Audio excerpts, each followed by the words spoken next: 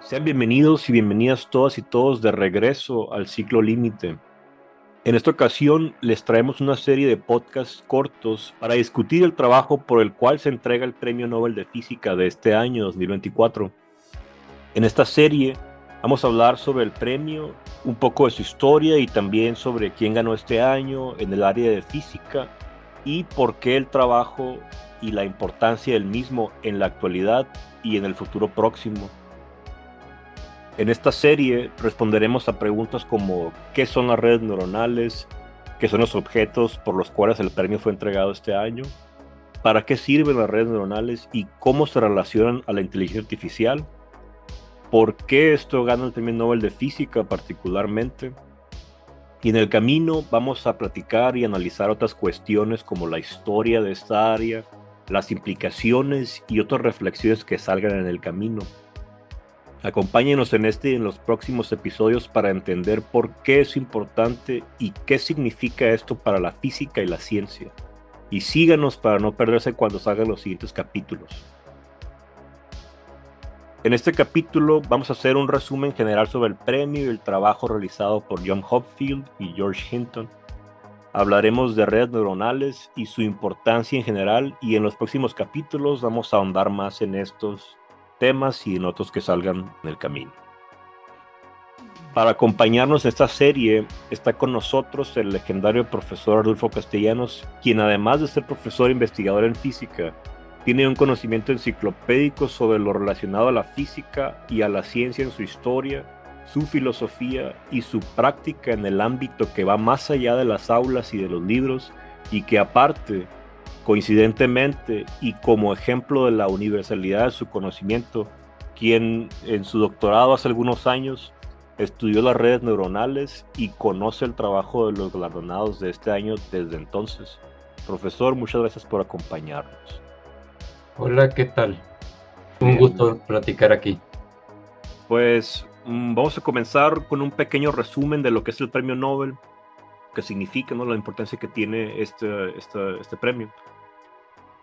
El Premio Nobel es considerado como uno de los galardones más importantes internacionalmente en el ámbito de las ciencias.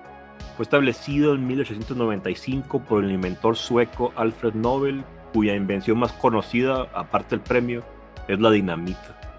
En su testamento, Nobel dedicó mucha de su fortuna para la creación de premios que honran contribuciones significativas a la humanidad en los campos de la física, la química, medicina, literatura y paz.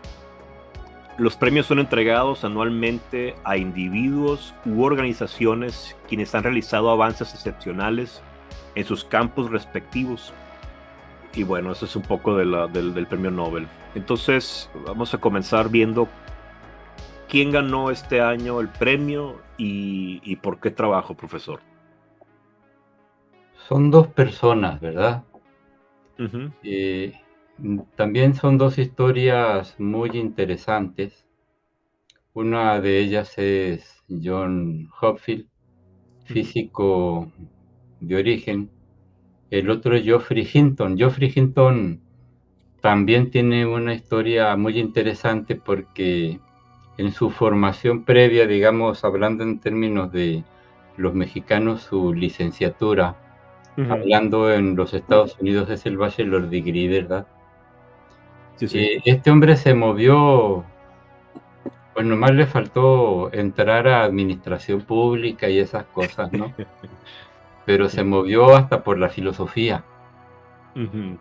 Al final de cuentas sacó su licenciatura en un tema de la psicología, pero luego se inclinó por el rumbo de la computación, que es en lo que sacó su doctorado. Uh-huh. Y en general la gente que viene de la filosofía, como es el caso de Geoffrey Hinton, sigue conservando una tendencia a la universalidad. En el caso suyo, el tema del pensamiento de los seres humanos y la inteligencia, sin que sepamos exactamente qué cosa es la inteligencia, ¿verdad? Porque no tiene una sola acepción.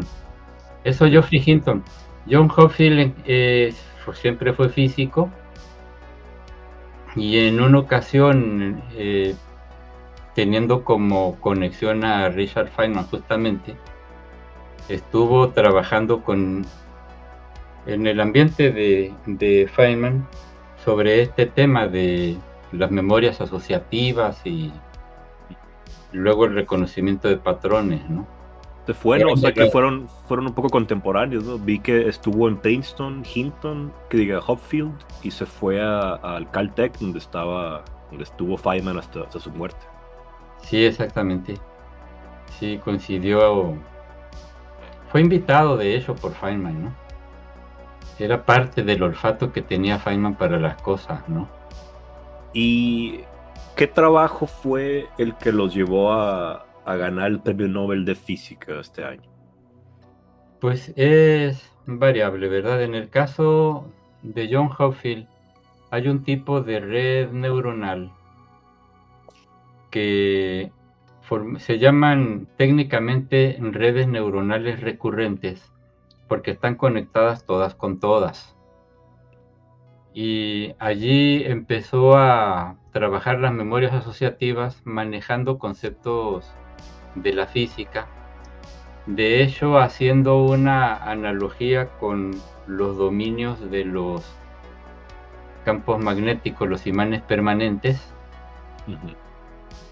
Ya ves que es un sistema, los imanes permanentes es un sistema en que los imanes se quedan amarrados entre sí y no pueden, cuando ya no hay un campo magnético externo, ya no pueden desaparecer el campo porque se quedaron orientados de maneras específicas que son las dominantes. Y entonces los pequeñísimos campos magnéticos que producen los electrones, en este caso en su mayoría, se suman y dan un resultado macroscópico. Se orientan todos, ¿no?, en la misma dirección, digamos. Sí, aproximadamente en la misma dirección, ¿no? Sí. Y entonces lo que hizo John Hopfield fue aprovechar un formalismo muy antiguo de una persona originaria de Suecia, pero que pues con todos los problemas de la Segunda Guerra Mundial terminó refugiándose en los Estados Unidos. Ernesto Ising, que lo pronuncian Ising, pero sí, pues este señor era de Suecia, no es así su apellido, ¿no? La forma más sencilla de imanes pequeñísimos que le llaman spines, uno en una dirección y el otro en la dirección opuesta, entonces pensar en que un conglomerado de estos pudiera ser de utilidad para comprender el magnetismo. Ising hizo su trabajo, pero no pudo completar el problema, ¿verdad? Entonces le dio mucha tristeza, y tanta que no volvió a dedicarse nunca más a la física, fíjate nada más. Pero otra gente lo recuperó y fue avanzando, y entonces lo conectaron con algo que le llaman redes neuronales formales. Las redes neuronales formales están basadas o inspiradas, mejor dicho, en las neuronas biológicas, ¿no? Y hay un tipo muy en particular de neurona formal que simplifica muchísimo a la neurona biológica, pero tiene la gracia, que es la gracia de la gente que se dedica a la física, de tratar de detectar cuáles son los aspectos esenciales y cuáles son los menos esenciales, ¿no? Entonces, con ese sistema de recibir una señal o varias señales y sumarlas todas y luego ver si logra brincar un umbral para reproducir el envío de una señal, ¿no? Sí, sí. Lo tradujeron a números más 1 y menos 1, en el sentido de que más 1 transmite señal, menos 1 no transmite señal.